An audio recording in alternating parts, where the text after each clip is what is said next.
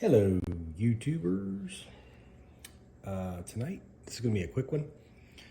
Got this Flysky Noble, finished it up. It's got the knob, the dial on it now. The dial is what we're calling it. I need to get this back to its owner, and the last thing I need to do is add the knob stops.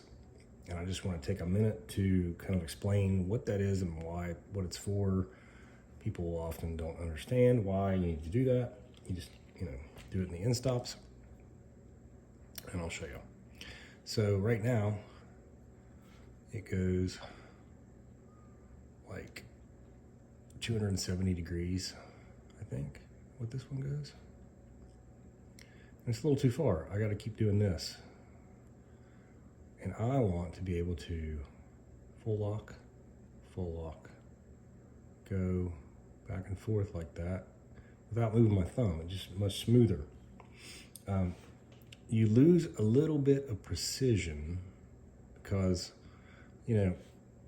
what do the back tires move when you do this? Maybe 45 degrees. So you're going way longer than 45 degrees. So you can get like whatever, precision, little tiny angle you need to. Problem is, if you need to go back, scrub back and forth, you're doing this, which isn't a big deal, but it's just much smoother if you can go from here to here and have that be full lock, all right? So the way we do that is we put the little stop in. That's why I keep telling you guys, hey, there's a wire in there. You don't have to do it, but you might as well if you're gonna be doing this. And then once that's in there, it's just in the little wire right under the knob. You can just put a couple drops of hot glue where you want it to stop. And then it stops there instead of down here. So you can do this. And then you just set your endpoints. So that's full lock and that's full lock. That's why you do that. If you are doing super slow, very technical, you might want this. But most people are doing a combination of technical rock climbing and rock crawling and trail. You got to get from one spot to the other. And you can use a mix to go to the synchronous steer with all four wheels, but it's nice to be able to scrub back and forth, and then you basically forget about that very quickly once you get used to it. So it's like, and then when you need it, you can dial in exactly whatever you need. And look at the steering wheel. How far does it go? It does not go 270 degrees. Right? So that's why we do that. So I'm going to quickly go through how to finish this up. You've already put the stop in, because I showed you how to do that. Let's put the little glue spots in there. Super simple. All right, so to start, I don't know if you can see there, there's a little gap there because I haven't trimmed this down a little bit. So the first thing I'm going to do is figure out how much I need to trim off of that to get it to sit almost on the transmitter, so there's not this big gap. If you have big hands, you might want it out there like that, because I kind of ride my thumb out here a lot of times, but you can hit here. So you kind of get used to going right here anyway. The gap's fine. It doesn't, doesn't take away at all. It just, it seems a little neater to keep it tucked in. So we're gonna shorten the stop so that it still rides under the knob, but lets me get that in a little closer. So I'm gonna trim that off first. And then once we do that, we can put those in. So I have the knob adjusted so that it's all the way down. And now the stop is rubbing. inside of the knob.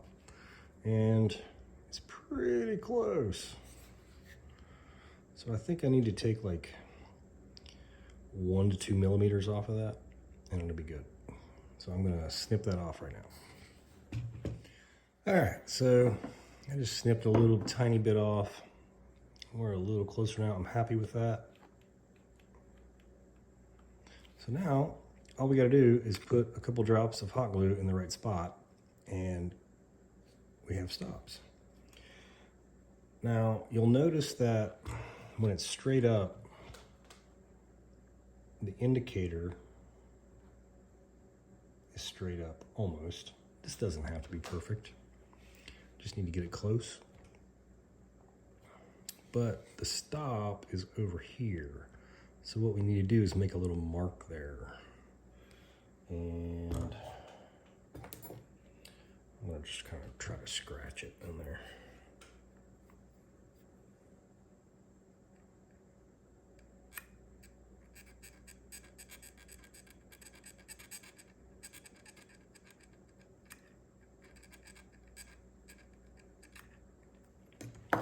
Hopefully I can see that. Now I'm gonna take the knob off and go to the next step. All right, so I scratched it a little deeper, just so it'll show up on camera. You see that little mark there? Maybe? It's gonna focus. Probably looks like a reflection. But anyway, there's a little mark there. Oh, there it is. And then I'm gonna transfer that to this side.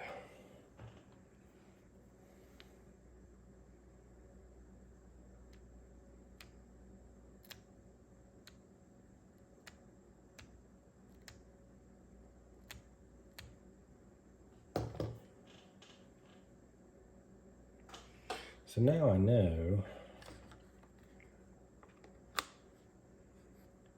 where that spot is, where that little stop is. So what I can do with that is turn it over, turn it this way.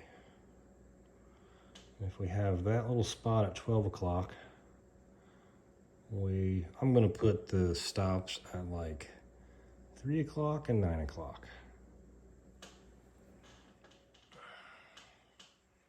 So here's the original mark, which is where the little stop is.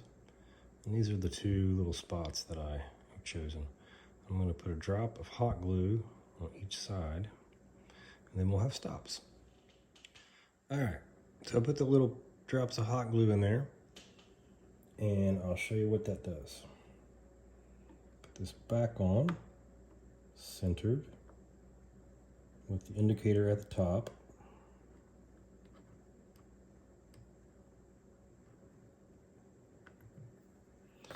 And now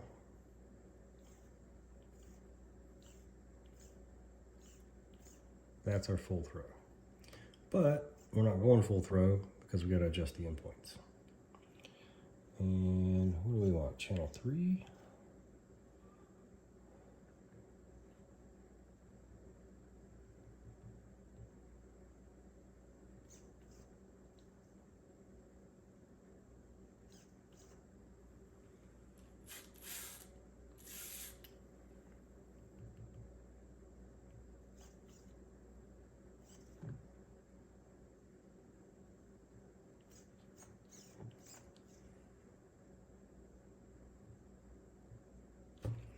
All right, so now we got full throw right under our thumb. How about that? And you can still be pretty precise.